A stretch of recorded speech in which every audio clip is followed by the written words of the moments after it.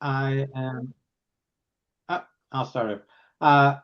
Nice to see everyone. Thank you for joining. My name is Jonathan Rosenberg. I am on the board of the San Diego chapter of ACC, and we are excited to have some people from Preovolos Lewin here today to present on AI governance and legal risk. So I'll just do a brief introduction. Tanasi Prevolos is a partner at the firm. He represents a number of businesses with corporate asset protection, and also they serve as in-house counsel for other companies that don't have their own in-house counsel.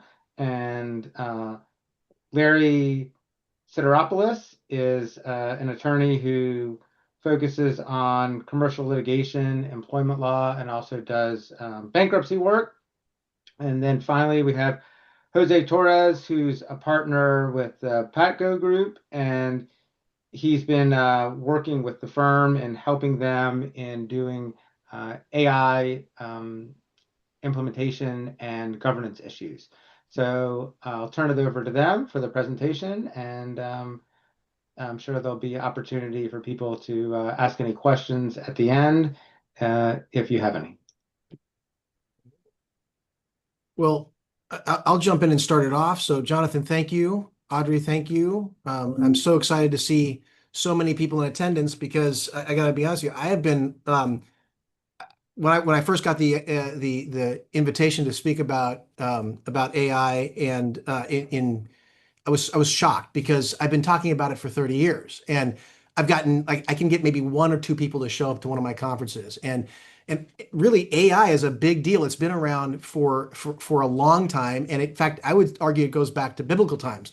When you talk about agricultural irrigation, this is an issue that has been prominent in the minds of. I'm kidding. I'm sorry, guys. I don't write this stuff. I just I just borrow it. No, I will. I'll jump in here. Thankfully, I got at least one smile out of that. I appreciate that. So let me start with big picture. I guess the kind of as an introduction, AI is no longer something experimental. It's not siloed in IT anymore, and I think that's why we're all here to talk about it and the implications of it. It's embedded into core business operations. It's embedded into hiring, marketing, financial decision making, and customer interaction. What that means is that the legal risk isn't theoretical anymore. It's showing up in enforcement actions already, and you're going to see that in Larry's presentation as well. What we're seeing right now is a convergence of three forces: regulatory scrutiny. Agencies like the FTC and the EEOC are actively looking at AI systems. We're seeing litigation exposure, claims involving bias, privacy, intellectual property. All of these are increasing rapidly. And Jose, I apologize.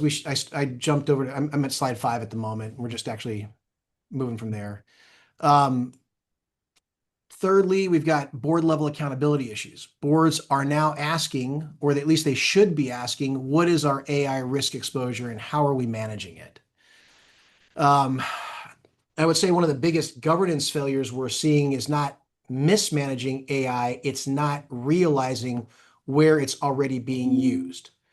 In short, you can't govern what you can't see. Many companies today couldn't produce a list of the AI tools if asked by a regulator tomorrow. In our own firm, we're not huge. We've got about 16 people. We've got pretty robust AI policies in place. We have a list of approved AI tools. We have a list of what those tools can be used for and how they can be used. We map and mirror to the current state bar policies for how lawyers are supposed to use AI. And I found out a couple of weeks ago that one of our junior assistants was using an AI product that was not approved, not on the list. They're just doing their own thing. And we're on top of it. So if you're a larger organization, I don't care how on top of it you think you are, it's creeping in. It's in places that you can't imagine. And thankfully that particular employee wasn't feeding it client information, but they were using it, and they were using it in their operational issues. But and why is that? Well, it's being adopted as an efficiency tool. Even, I mean, nearly every employee, I mean, it's so prolific right now. Every employee is finding ways to integrate it into their workflows and to make it work for them. The problem is AI is not being evaluated as a liability driver. So it's not just a compliance issue anymore. This is a governance issue. It it implicates legal, regulatory, and reputational risk across the board. So I would say for in-house counsel, for lawyers that are consulting with businesses, what we need to be asking is, what is our AI risk exposure and how are we managing it? Let's go to the next slide. So where companies are deploying AI. I'm sure you guys probably can recite this list and may even have other examples, but one of the biggest misconceptions is that AI risk is limited to tech companies, when in reality it's everywhere. Hiring tools for screening resumes, customer service chatbots, marketing automation, software development, financial forecasting, even internal legal tools for reviewing contracts. So again, to kind of touch on that theme again, the question isn't whether your organization is using AI, it's whether you understand where it's being used and what risk is attached to it. Let's go to the next slide. So let's talk about some of the legal risks of AI deployment. I would say from the primary areas are bias and discrimination, that especially in employment decisions. Has the AI been prompted properly? Is it being used properly? It can even relate back to its programming. What are its inherent biases? How is it looking at the data? How is it employing it? Data privacy violations, think CCPA or the California Consumer Privacy Act, think GDPR, the General Data Protection Regulation, think HIPAA. Anything that touches on data privacy, on personal information, it's implicated with AI. Intellectual property issues, who owns the outputs, what training data was used. And this, especially on the intellectual property stuff, this ties in heavily into the contracts with your vendors. And it needs to be an issue that you're highlighting and thinking about as you're working through some of these contracts. Consumer protection exposure, misleading outputs or automated decisions. Those are risk factors. One area the FTC is actively focused on is what's being called AI washing, where companies claim their products are powered by AI or are more capable than they actually are. If those representations are misleading, that can be treated as a deceptive practice under the FTC Act. Product liability type risks, bad outputs causing real world harm. A simple, easy example is self-driving cars. The issue isn't, the part is broken. It's a decision made by the system, and that raises the question, where's the liability sit? Is it with the manufacturer? Is it with the software developer? Is it with a data provider? Is it a combination? I can tell you the plaintiff's bar is going to sue everybody. but the reality is that this is the question. Where does this liability sit? Where are the issues? Antitrust concerns. These are issues because you've got algorithm pricing behavior. I'm seeing it on my end with clients that are in housing, rent setting software, dynamic pricing models with regard to airlines and ticket pricing. It's in the old days we were worried about, did somebody pick up the phone and call everybody in the industry and kind of collude to set pricing. Nobody's doing that anymore. No one's picking up the phone, but the software is doing it for you. The reality is, it doesn't matter whether the person is doing it or the software is doing it. It implicates these antitrust concerns. So I think you can probably all recognize that none of the theories that I've just listed are new legal theories, but what is happening is AI accelerates it and scales it, and AI can actually increase the risk associated with them. Okay, let's go to the next slide. So let's talk about some real world risk scenarios.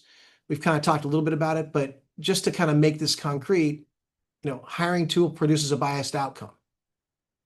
That's an EEOC investigation. Chatbot gives financial advice, securities exposure, FINRA or SEC regulatory action. I've seen it. I've got an RIA right now going through it.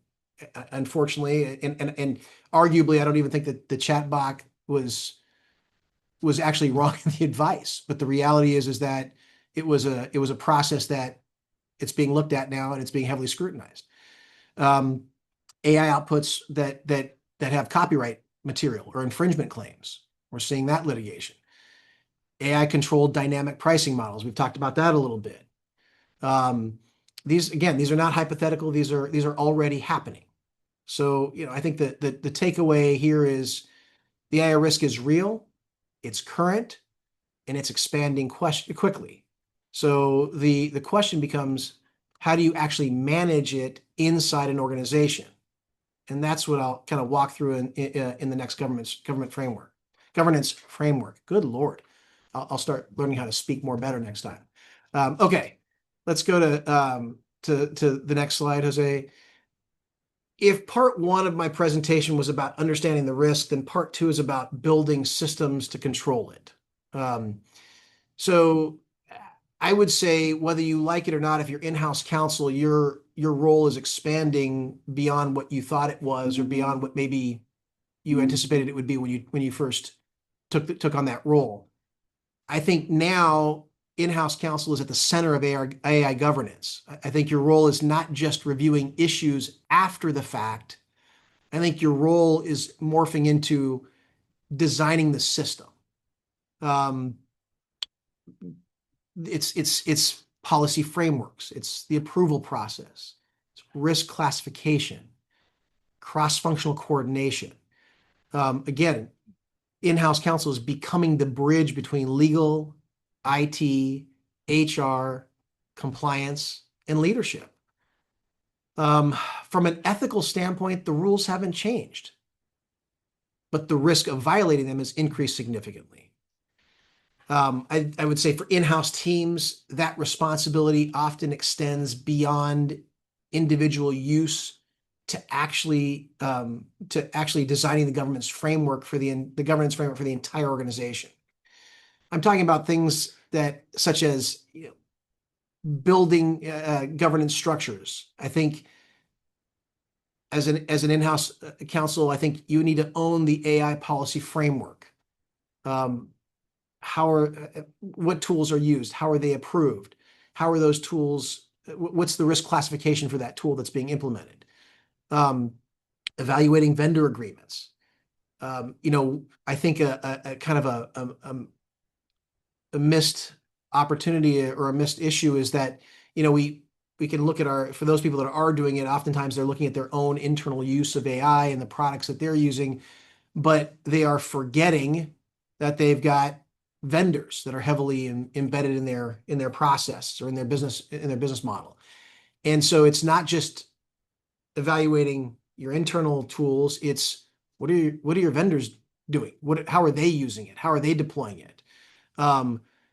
In the contracts you have with those vendors, who owns the output? How do we deal with indemnification? When that lawsuit comes down the pike, who's responsible? Who's paying for the defense? Are there data use limits? If the vendor is using your data, if you're using the vendor's data, how is this working? Who has audit rights? If you're heavily embedded with that vendor, do you have the right to audit? Do your contracts give you the right to audit? Should they give you the right to audit? But it's cross-functionally, we need to coordinate. We need to bridge legal, IT, compliance, HR, and leadership. I'm stunned and flabbergasted by how detached many boards are, just completely detached from the idea about it. They believe it's a siloed issue. They don't even know the risk exists. And I think that's a huge lift for in-house counsel. It's advising executive leadership, advising the board, and it's translating tech AI risks into business and legal terms for C-suites and for board reporting. I see somebody agreed with me. I won't hold it against you. Most people disagree with me, including my wife, but I won't hold it against you. And I thank you for putting that in the chat. It popped up on my screen there. So I think so anyway, so I think these are things that I think we're becoming sort of translators for management, but certainly for board members. And the reality is whether you're outside counsel or inside counsel, I think you remain responsible for confidentiality, for accuracy, and for the final work product. And at the end of the day, I think I think it's easy to blame legal and compliance when something goes wrong. And so it's important that you're kind of out in front of this and you're kind of leading the charge on these issues. As I mentioned, one of the areas where we're starting to see real exposure emerge is at the board level. In many organizations, boards either don't fully understand where AI is being used, they treat it as a technical issue, it doesn't even hit the radar as a governance issue. And the problem is the risk isn't just operational, it's a fiduciary risk now at this point. If you're a board member and you're not thinking about this, you're not examining it, you're not exploring it, you're not dealing with it, you've got a breach of fiduciary duty issue. If there's no oversight framework, no reporting, and no visibility into AI use, that begins to look like a failure of oversight. And I think that's, as we know, that's an easy way to start to get around some of the problems like piercing a corporate veil and whatnot. It's those fiduciary breaches.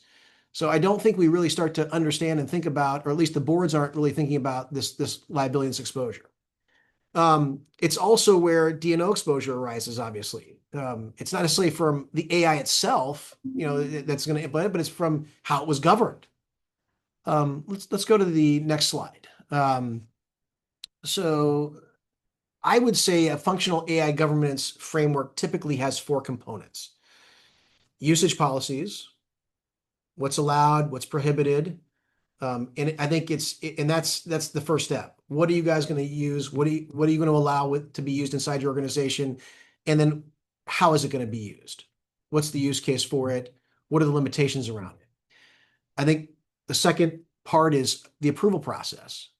I think it's absolutely critical that if you're involved with this or you're in charge with it, that no AI tool gets deployed without a review. What are its limitations? What is it doing? What are we concerned about? Risk classification. Not all AI tools are equal, nor do they have equal risk, right? Internal tools, an automatic chatbot scheduling something or an appointment or some summary tool doesn't have the same risk as a consumer-facing system. So I think it's important that we rank these things. Hey, we're using 5 different tools out here. How do they rank? And why I think that's important is because obviously the ones that carry the higher level of risk should get higher scrutiny or more attention. Monitoring and auditing, ongoing oversight. It's not just a one-time check. This isn't just hey, we've got a policy. Hey, we check the tool. Hey, we wash our hands of it. We're done. It's a continuous process. You need to have a process in place. You need to have a routine review and supervision. You need to make sure the right people are supervising and auditing the right parts of it. And so part of that holistic process is that monitoring and that auditing. If you don't have these 4 pieces, then I don't think you really have governance. I think you have exposure. One additional thing that I think is worth flagging, and I think it gets missed, or the department that's dealing with it isn't tied into the AI piece of it, is really insurance. It's important that we know and we understand there's no comprehensive AI insurance product today. Coverage or insurance coverage is fragmented across cybersecurity policy, your E&O policy, your D&O policies, and many of the high-risk areas like bias, IP issues, and regulatory enforcement are often only partially covered or they're excluded. And it's interesting, we do a lot of review of policies for our clients, and it's stunning the lack of knowledge on this stuff, even by people who are really fairly sophisticated in insurance that just don't understand the interplay. And I kind of joke because as an asset protection lawyer, you'll talk to your clients about insurance. You'll say, okay, how did you choose your auto insurance as an example? And I always get back the answer. It's usually, sheepishly someone says, well, yeah, my parents used to have State Farm. I have State Farm, or it's like, they were the cheapest or whatever the case was. And I always ask them, did you ever consider, hey, what was the liability coverage, and what coverage do you have? Did you think about how the lawyer was being selected? Meaning if you were in an accident, how was your lawyer getting selected? How are they being picked? Do you have an option to select your own lawyer? Do you have do you even know do you even know whether it's a declining policy, meaning the policy limits are declining by paying the legal fees, or whether that's a separate liability bucket? Simple things like that. And that's just one example in a simple issue of auto insurance. It gets infinitesimally more complicated when you're dealing with in a commercial setting and you're talking about AI and whether it's covered and what's covered and how it's covered. And so I would also tell you that there's an opportunity here to really link in the people who are purchasing and buying the insurance to kind of figure out, hey, based on what we're using, based on what's in house, where are the gaps? Where are the issues? So that you understand the business risk, right? At the end of the day, our job isn't to tell the client they can't take the business risk. Our job really is to identify, hey, do you understand this business risk? Can I quantify it for you? And is the risk reward appropriate, right? And so that's what we're trying to get to. So I would say those are some things to be thinking about. But my point in all that is, and I apologize. Sometimes I wander, and I chalk it up to it's part of my charm. But in any event, so from a governance perspective, insurance isn't the solution. It's a part of the risk management framework, and it needs to be aligned with how AI is actually being used inside the organization, and it's part of the overall process. Okay, let's go to the next slide. The AI tool approval process. Okay. I would say that every AI tool should go through a structured workflow. There needs to be a business purpose. The business unit should submit the AI tool request and its case use. I think legal needs to review that risk. It needs to assess the risk. Is it an IP risk? Is it a bias risk? Is it a privacy risk? What is it? Is it a reputational risk? What do we've got out there? I think IT needs to review the security and data flow. Clearly, that needs to be looked at carefully. It needs to be kind of examined, and we need to figure out the security posture associated with it. And then compliance needs to monitor the performance. Compliance needs to oversee the ongoing performance and incidents. It's interesting.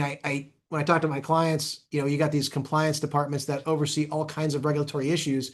And when you ask them about, hey, is compliance looking at reviewing or analyzing any of the use of or the deployment of AI, it is very rarely, even in the big companies, that I see, oh yeah, compliance has a dedicated schedule, a dedicated process, and whatnot. I mean, I think that's going to change rapidly in the near future, but we're seeing that kind of as a lag in the rollout process. None of this alone eliminates the risk entirely, but it can eliminate a significant amount of the downstream risk. And so that's why we're going through and doing this process. Again, it's nearly impossible to alleviate all risk, but the more we can reduce, the more we can understand it, the more we can quantify it, at least then we're taking appropriate steps to minimize the downside. Okay, let's go to the next slide, AI risk classification model. I touched on this earlier conceptually, but a concept and kind of how you approach this is tiering the risk.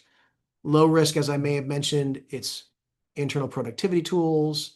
Moderate risk would be marketing automation. I would say higher issues are employment decisions. Critical issues are health, safety, and financial decisions. Interestingly enough, I can tell you, we just went through this. We were hiring a position, and we placed some ads out in different areas, and of course we got back an avalanche of resumes, of which I find it very interesting. I'm finding that most people that submit resumes don't bother to read the job qualifications. What's interesting is that running just a simple act of running through the resumes through some sort of a filter, whether it was one in the service that we were on, or whether it was our own, or whether it was one or two of our own. It was interesting how we got different results. It was interesting what got flagged and what didn't get flagged. It was interesting. I got a little bit concerned. We had one position in particular that we applied for. All of the search engines, interestingly enough, only pulled up females. and they were 95% white, which I thought was very interesting to me.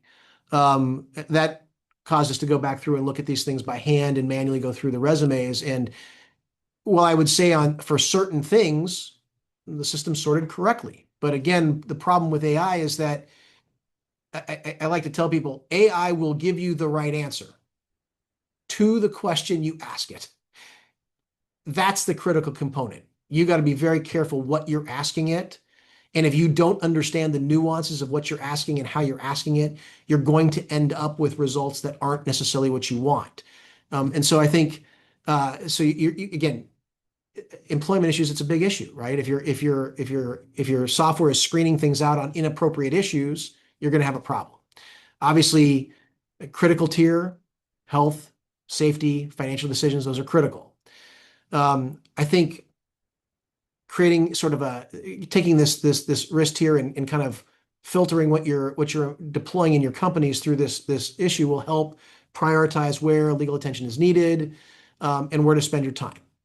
I mean, obviously, as risk moves into higher impact issues, that's also where we need to spend more time focusing. This is exactly where board level oversight becomes critical. I think the board needs to understand what's deployed. I think the boards need to understand the risk tier that each of these tools are being deployed in, and they need to understand the business decisions. And right now, they don't know what to ask for. They don't understand enough to even know what they should be asking for. And that's why it's falling back on you folks to educate them, to raise these issues, and to create these policies, procedures, and put them in place. I mean, realistically, it's just not operational anymore. It's an enterprise risk. Okay, so in closing, I would say good governance is about structure, discipline, and consistency. Even with strong internal controls, one of the biggest sources of risk is actually external, and that's your vendors. So I'm going to tell you, please think about that. And I think that's the segue to turn this over to Larry to walk through vendor and contractual risk. I hope that's been helpful.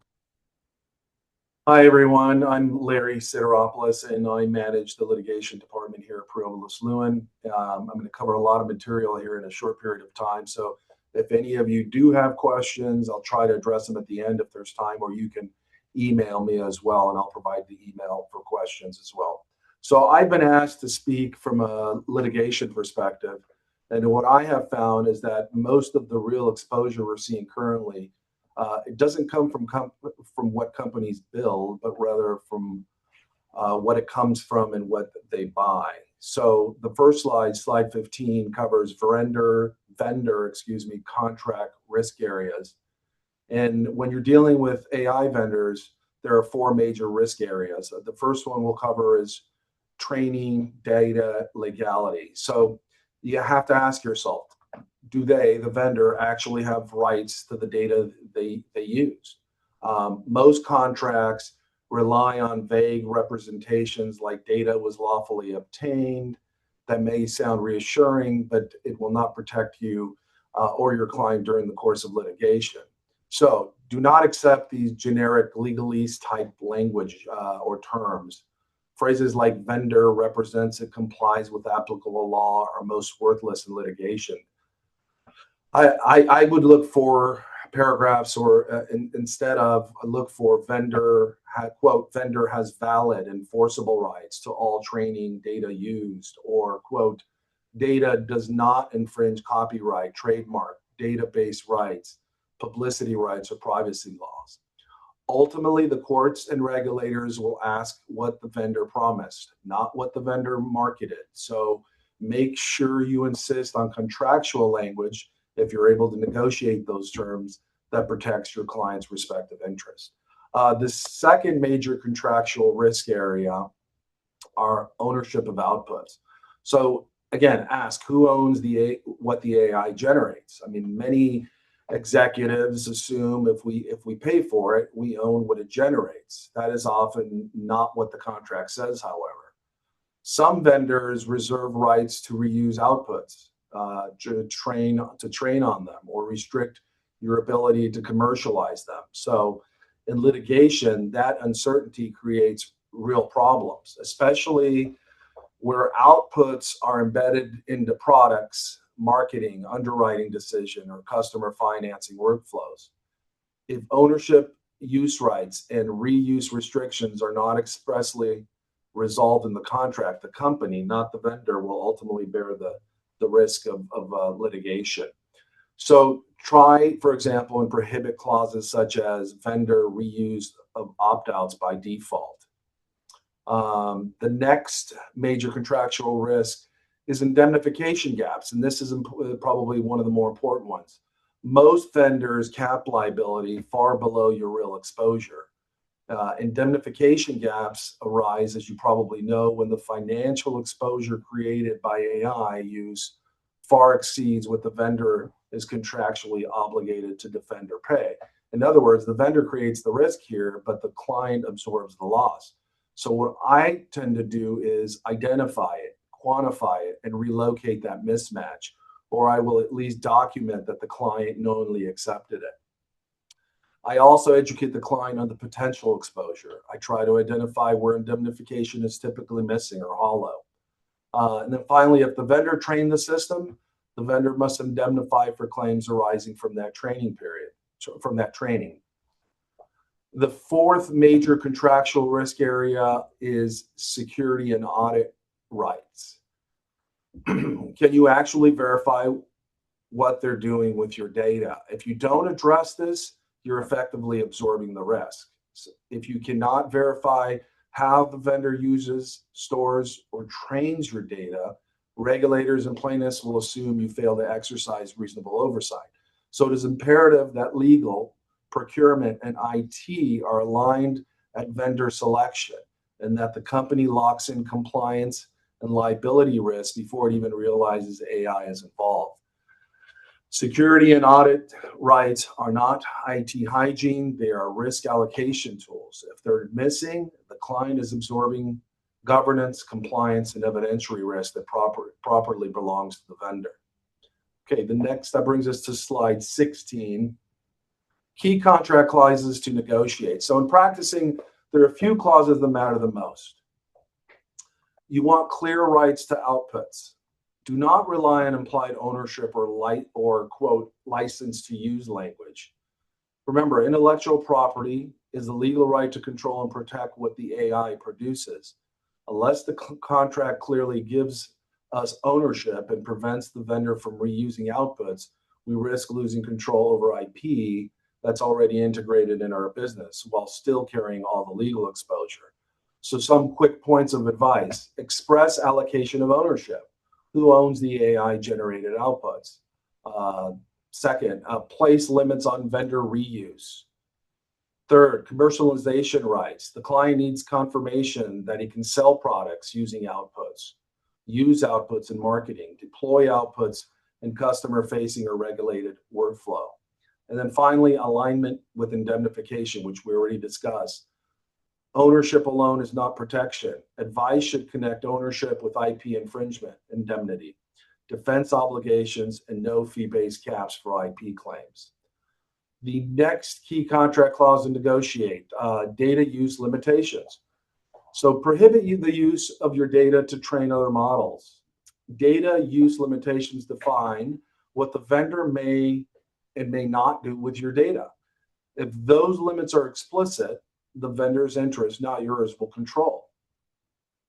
So define what counts as your data and define it broadly.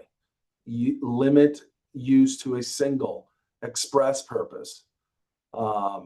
Prohibit training and retention by default, as discussed earlier. Restrict disclosure and sharing with affiliates, sub-processors or contractors or trusted partners. Tie data use to confidentiality and trade secrets. Here, client data and outputs derived from it should be expressly designated as confidential information. And then finally, control data retention and deletion. Defined retention periods, secure deletion upon request or termination, certification of deletion, and no backup exception without time limits. The next key contract clause to negotiate, bias mitigation obligations, something many companies spend very little time thinking of. If an AI system influences customer outcomes, regulators and plaintiffs will ask what steps you took to detect, mitigate, and govern bias. Bias mitigation obligations determine who bears responsibility when the AI produces discriminatory or unfair results, and whether you and your client can show reasonable governance. So a couple things to do here. Frame bias for the client as legal exposure, not just a moral failure. Bias mitigation must be a contract obligation. So if the vendor designs, trains, or updates the system, then the vendor must commit to bias mitigation practices, not merely disclaim them. And then finally, and again, a key contract clause in negotiate is indemnification. Must cover IP claims, regulatory exposure, and breach costs. That we often see in these provisions are either missing or heavily favor the vendor. Indemnity claims must cover claims that allege copyright infringement, database right violations, trade secret misappropriation, right of publicity claims, claims arising from training data and outputs, and not just the software. From a litigation standpoint, here's the problem. When something goes wrong, the plaintiff is not suing the vendor, they're suing you. So if your contract doesn't shift the risk appropriately, you're left holding the exposure. So the bottom line here is your contract is your first and often best line of defense. Even if you get the contracts right, you still have to deal with the rapidly evolving regulatory landscape, which brings us to slide 18. So as you are probably already aware, regulation in this space is moving quickly, and it is currently very fragmented. There's no comprehensive federal AI statute. Agencies are basically using existing authority, but aggressively. On the global setting, the EU has the EU AI Act, which is the most comprehensive framework. In the US, we're seeing state-by-state development. California is one of the nation's most active AI regulators.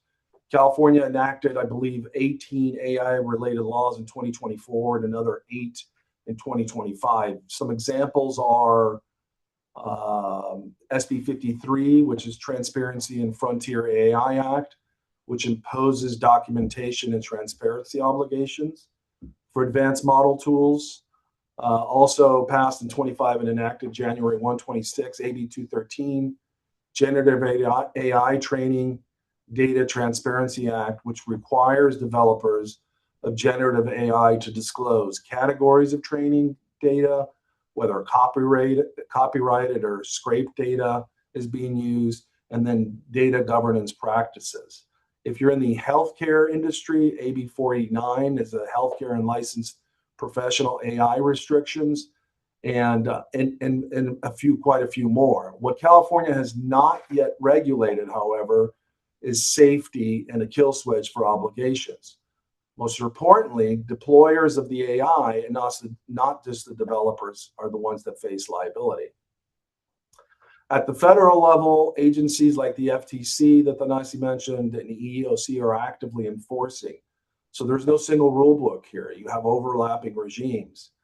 Some of the examples, what regulators are focusing on, for example, the EEOC is focused on disparate impact, not intent. So if an AI hiring tool screens out protected groups at a statistically higher rate, even unintentionally, even if built by a third-party vendor, the employer must prove that the tool is job-related, consistent with business necessity, and that no less discriminatory alternatives exist. The algorithm did it is not an excuse or a defense. The FTC is really cracking down on deceptive AI claims. They're aggressively targeting companies that overstate AI capabilities, claims AI substitutes for licensed professionals, market AI features that are untested or unreliable. So for in-house counsel, the takeaway, if the business markets AI claims, relies on AI outputs in customer communications, embeds AI in regulated messaging, legal must ensure claims are tested, documented, and defensible. Marketing exaggeration is now an NI enforcement trigger. And importantly, liability attaches regardless of whether the decision was made by a human or an algorithm. The key risk here is not just compliance, it's misalignment. Using AI in ways that regulators already view as high risk without realizing it. You don't need to track every AI bill. You need early visibility in the AI uses that regulators already care about. AI is treated as high risk when it influences the following: employment decisions, credit or financial access, insurance, healthcare communications or recommendations, housing, education access or evaluation, and consumer-facing representations or marketing claims. What an in-house counsel should focus on from a practical standpoint is designated clear AI legal owner within your respective company, someone who monitors the rules that affect deployment, someone who sets guardrails for procurement and business teams, build an AI intake process, separate experimental AI versus production AI, use contracts as your compliance buffer, document reasonable governance, not perfection, treat California as the floor, not the ceiling. In other words, if you can comply with California's AI approach, you're unlikely to be caught flat-footed elsewhere. Schedule a standing AI legal check on at least a quarterly basis. Track regulatory developments, align internal practices with emerging standards, and finally, treat AI as a regulated risk area, not an innovation or experiment. The regulatory environment is only going to get more aggressive as we move forward, so proactive alignment is now critical. The fastest way into regulatory trouble is not realizing you're already in a high-risk AI lane. Our job as lawyers isn't to ban AI, it's to recognize when the law expects more and make sure governance, contracts, and documentations keep pace. Jose, I'll turn it over to you now. And I know you're kind of tight on time, but I sped through my presentation. I'll sprint it if I have to. Here we go. All right. So thank you, Tanasi, and thank you, Larry. So they were speaking more on the legal risk of AI. I come in a little different, but still on the same vein. So everything they talked about right now, they've talked about the legal risk, which is real. I'm a little different. I'm talking about before it gets to the risk, to the legal risk, and I'm talking more on the compliance and integration. So a little bit on my end, I run operations for law firms, and I also co-founded and run an MSO where we built an AI platform specifically built for law firms. So I spend a lot of time in properly vetting and implementing AI systems in highly regulated industries, specifically the legal world. So when I'm talking about AI compliance and integration, I'm speaking from having done it, have made the mistakes that a lot of these companies are making, and also in helping other firms do it better. So one of the biggest messages that I want to leave with you guys is the biggest AI risk for most companies isn't the law. It's the process, it's not having a process. So that's very fixable, and that's kind of where we're going to be jumping into right now. So the number one mistake that I see a lot of companies make, and I see it consistently, is that someone in the business finds an AI tool in the open market, like a general AI system that's out there. They love it, and they start using it before letting legal, IT, or anybody in compliance about it. By the time anyone knows that they're using it, they've already been processing and using client data and making decisions for months. So the first discipline from the AI operation side, nothing gets deployed without a formal vetting process. That's a huge thing, especially in our experience running law firms and implementing and integrating AI. We make sure that our paralegals know what processes, what to include into the AI, what to put into it, and making sure that the AI systems are not open source and they're closed looped. So some of the key questions to ask every vendor, and I know Tanasi and Larry went over a couple of them. It's where did you get your training data from, and do you have the rights to it? What what data does this tool touch when it uses it, and does it leave our environment? The next is what security certifications do they hold? Has there ever been a breach, and how was it handled? What does your bias testing look like, and how often is it done? Uh, Most vendors can answer some of these questions. The ones who can't or kind of get evasive, that's a red flag. And speaking personally on these, the ones that are invasive or kind of don't want to answer the questions usually are just wrapping a tool around an AI tool that's already out there. So they're not necessarily building something secure. They're just using like a ChatGPT or Claude and just putting a wrap around it. Um, and then point two, the map your data flows first. So before any AI tool goes live, I always require a data map. Um, Sounds technical, but it's actually pretty simple. What data goes in, where does it go, and what comes out? That's kind of the basic data flow map. I've seen firms sign up tools that were effectively feeding privileged client information into a shared model. They had no idea, and then and that was done because nobody was mapping it. They were just literally just putting in data and then realizing it's not a secured system. For in-house counsel, in my perspective, the in-house counsel has always been the managing partners of the law firms that I work for. So if your AI vendor is ingesting business strategy documents or legal communications, you may have waived protections you didn't want to waive. So make sure you map your data before you sign anything. And the human in the loop. This is huge. This is what's going on a lot right now. People think that AI is going to be fully native. AI is going to do everything. There's going to be no more humans. That's not necessarily true. So one of the questions I ask every company I work with is which of your AI decisions does a human actually review before they become effective? And the honest answer most of the time is they don't really know. They say, oh, this person, maybe this person, but there needs to be a set person who is the human reviewer when it comes to the AI systems. Um, so questions to pressure test your current setup. An AI system flags a job applicant as a low priority. Does a human see that before the candidate is rejected? Or is the AI or whatever system you're doing just doing things automatically? An AI model recommends a credit limit. Does this review, does anyone review this before it's issued? So that's another example. So one thing to remember is that when something goes wrong, at some point something will. The first question a regulator or a plaintiff's attorney will ask is, who approved this decision? If your answer is the algorithm, you're already behind. So I think Larry spoke on that the algorithm having the answer that the algorithm did it, we didn't know, that's not going to suffice.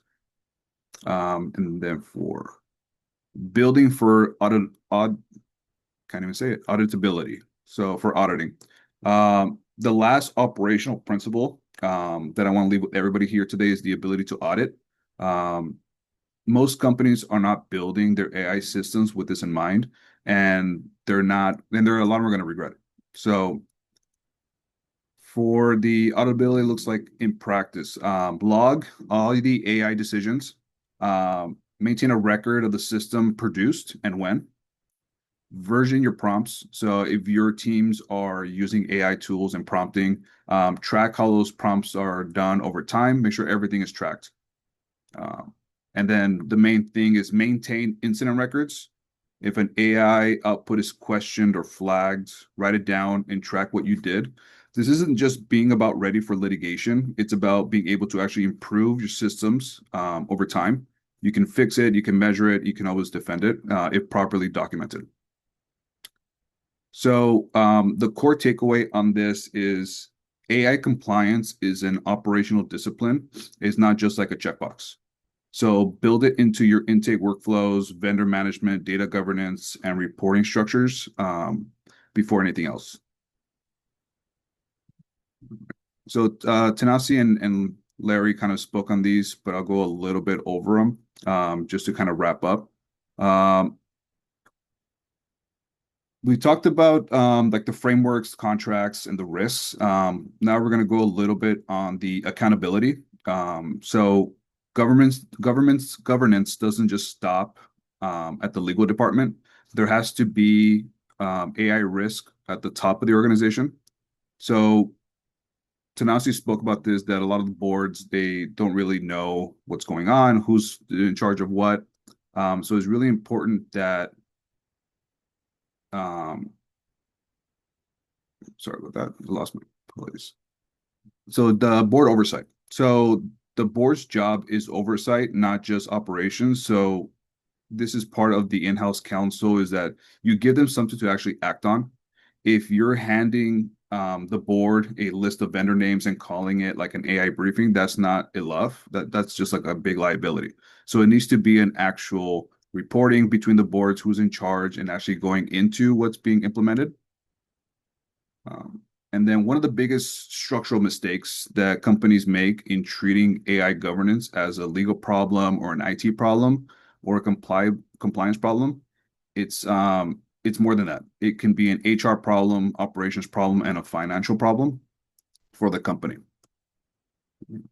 The last thing is always assign somebody, whether it's general counsel to be in charge of the AI oversight, chief technology officer, a compliance officer, an operations head of operations. There always needs to be somebody who's accountable for this because they're the ones who are going to be the ones implementing, reviewing, and then going and talking to in-house counsel or talking to the owners of the company as to what's going on with the integration of AI. Tanasi kind of spoke on this already, so there's not much to say. Again, on my perspective, I'm more on the integration of what to do with AI and work hand in hand with in-house counsel. So making sure that there's proper vetting and then communication between the operation side, the integration side, and the in-house counsel together is the most important thing. If one is missing or they're not talking to each other, it's a huge issue in the company. And I've seen problems, especially in law firms, where the operations people implement something and they don't talk to in-house counsel or they don't talk to the managing partners about what's being implemented, and then having to unwind everything is one of the biggest headaches. The other issue is that also you're not letting your clients know. This is speaking from a law firm's perspective. You're not letting your clients know that you're using AI. So it's always being open, letting the clients know that AI is working in the system, and making sure you have the proper checklist for everything. Okay. I mean, that's pretty much it on my end, Tanasi. If you have any closings or anything you want to get into as a Q&A. I don't know that I have I don't know that I have anything in particular, but we did get a question in the chat, and I've just posted the answer or posted my comment to it. I've been sitting here typing that, so hopefully that's helpful. But yeah, I mean, happy to open it up to questions that anybody has. Of course, the presentation was so perfect and complete that there's probably no questions. Sorry. Again, I don't write this stuff. I just deliver them. I just deliver them, people.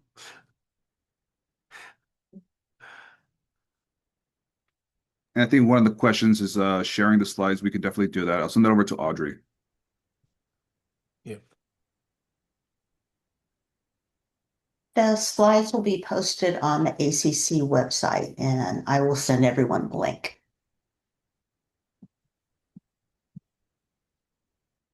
Any other questions? I know, Audrey, your big issue was you wanted to make sure that we answered people's questions and make sure that we didn't embarrass ACC. So I hope we did that, or didn't do that, I guess is the case may be. I think you had a good presentation, and it was very. Listen, I really appreciate everybody participating. I appreciate everybody coming out. Thank you guys very, very much. Thank you all. Thank you.